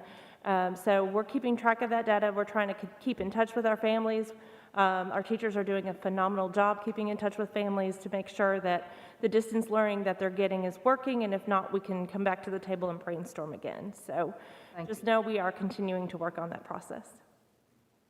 One of the things that when we look at this plan, and like Dr. Sullivan talked about, it's not the greatest as far as instruction is concerned. I'll be honest with you, this is trying to make it through. I think I feel like I've been doing this since, it's March all over again. This is the worst time, here currently is the worst that we've had it in a long time. I think there's a lot of people that have a lot of anxiety about this, and it's creating an issue with our staffing. I think we have teachers that take off on sometimes just for what they call a mental health. Yeah. I've never had that luxury before, but it'd probably be a month that I'd take off. But anyway, I think, I think if it does what we're looking for, it's not going to stop the spread of the virus. No. Quite frankly, we probably may have to shift schools up. We talked about this.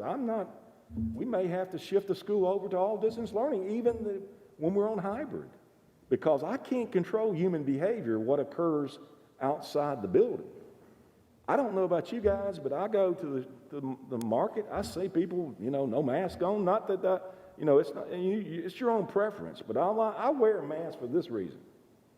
Not for what it can do to me, it's what I can do to them. That's why I wear a mask. I mean, quite frankly, that's probably the reason why a lot of people wear a mask.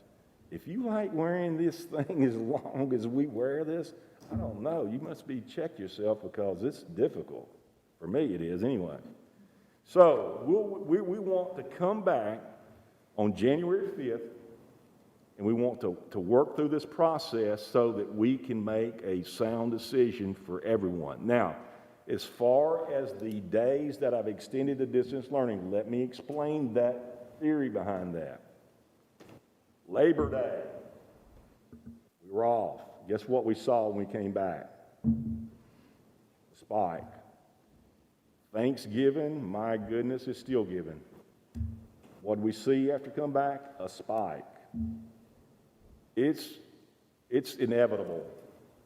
After these time off, we're going to see a spike. I mentioned about a specific school that we shifted over to distance learning. It was 7 to 10 days after we shifted them over to distance learning. For those 7 to 10 days, we were continuously getting positive cases back on students and staff. I mean, that tells you that it's contagious. And it was, so what I'm saying is this gives us a little time to perhaps see if we're going to get that spike, which we anticipate. So maybe it can get us clear to that moment. And it also prepares us to really fine-tune this program, this model, if you will, if voted on. I just want to make sure I'm clear. 7 through 12, parents still have an option. They can still distant learn. That's correct. K-5 can distance learn. Every one of them. All we're doing is for those who chose to do traditional, we're going to give them some traditional, but we're also going to give them some distance learning. Mr. Spurlock, if I may, I have one question left. And Dr. Sullivan may have said it in another way, but I'm concerned about the RTI bands 3 and 2. So those will be included if they want to come every day? Yes, those would be our Tier 2 and Tier 3. And for our parents listening, we do plan on doing just kind of a summary of information, what we're looking at. And just so that we're aware, we probably will open back that window again January 4th and 5th. If a parent now says, there's no way I can switch back and forth under an approved hybrid model, we understand that. We're just trying to do what is best for everyone without a correct answer to look at. Thank you. We will be very flexible with our scheduling. Right, and Mr. Spurlock was very clear that he wanted to give parents a lot of notice to start planning for the potential of this happening. So the three of us are working, Dr. Sullivan, Mr. Spurlock and I are working on some messaging for tomorrow to put out to parents, just to let them know the board has not made a final decision yet, but we are looking at some options that may impact the second semester, and we want to clearly explain why we're doing this. The problem that Mr. Spurlock identified that we're trying to solve, and he said this, is that we just simply have too many people in the building to be able to social distance everywhere. This will help us do that more. It doesn't solve it completely, but it does reduce that risk. And that by doing that, we should be able to hopefully reduce some of the quarantines and have to close schools less often. I could definitely see us doing it with the schools we're having the most trouble with. I mean, and I can understand doing it across the board, but these schools that we're having a hard time keeping open, we definitely need to try it there. All right, any other questions?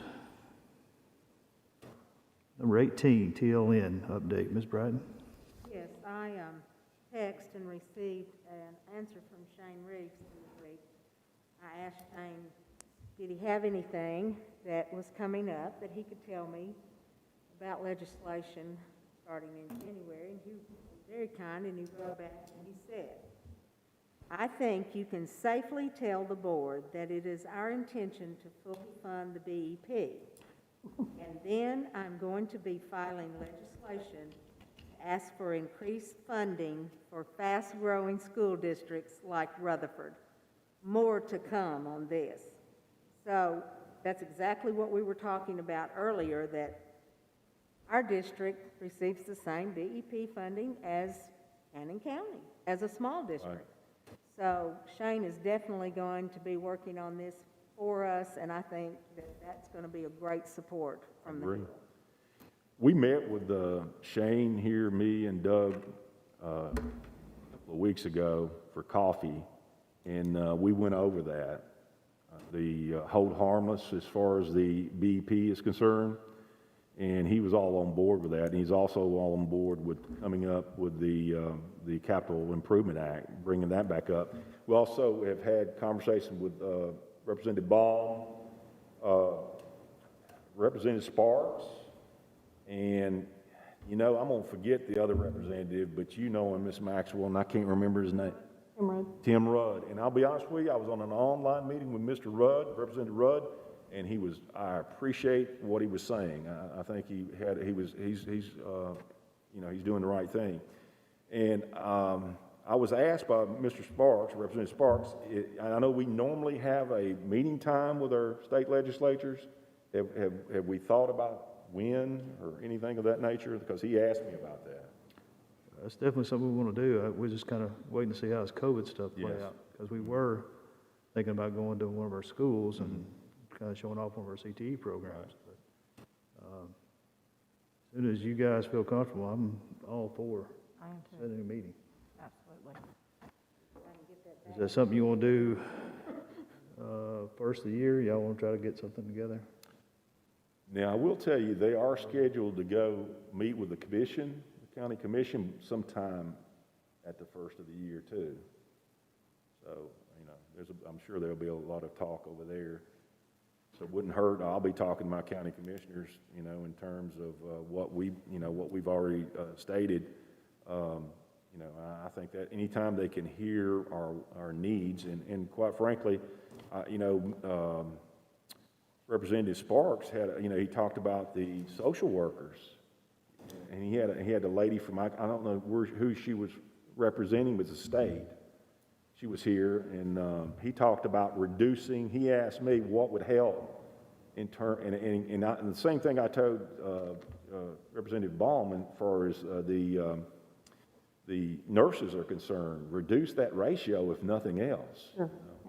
Yeah, correct. Right now, special ed employs 12 social workers, and that's for a district of 50,000 students. So they stay really busy. They do amazing things, but there's definitely a growing need for services from our social workers, especially during COVID. We've noticed that a lot of families are needing community support and resources, so they've been really busy this first semester. Well, for as many people, that's pretty large task.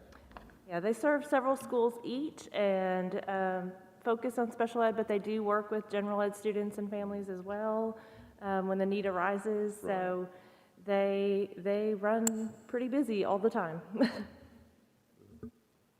I'll reach out and see what we can get set up, and I'll report back January the 5th, see what we can. Can I say something about the BEP formula? I'd spoken with Theo and Marvin, Representative Bauman Sparks' assistant and legislative assistant, and like Mr. Spurlock said, they're going to fully fund the BEP. And people don't understand, yes, that is a true statement. They fully fund the BEP, but probably more people will be able to compare it to people got paid unemployment through this COVID. Our Tennessee unemployment is still $275. And anybody would say that's probably outdated, it's probably 2 decades. So our BEP formula, as I understand, is very old and it needs to be updated. So that's probably the messaging that we need to start going with them, because when we say they fully fund it, people go, well, you got all the money. So, but that just doesn't cover everything, so. You know, one of the things that was mentioned by the state legislatures that Governor Lee has brought up about teacher raises, you know, and we mentioned that also. I mean, 3%, you know, cost of living raise for our teachers. The difference between us and a lot of other systems, we're 400 positions over the BEP funding formula. So that 400 positions is being funded directly by local taxpayers. And you say, well, why are you 400 over? Because we're huge.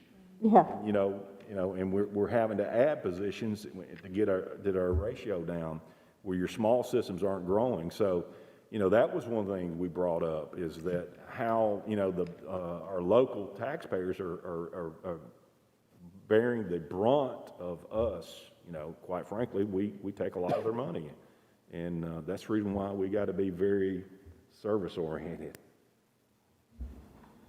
All right, anything else on TLN? All right, number 19, federal relations. Ms. Johnson? Nothing? Okay. Tell you, it would be good if we could reach out to our federal representatives too, and see if we could include them in on this meeting. If you could maybe reach out to them. All right, general discussion.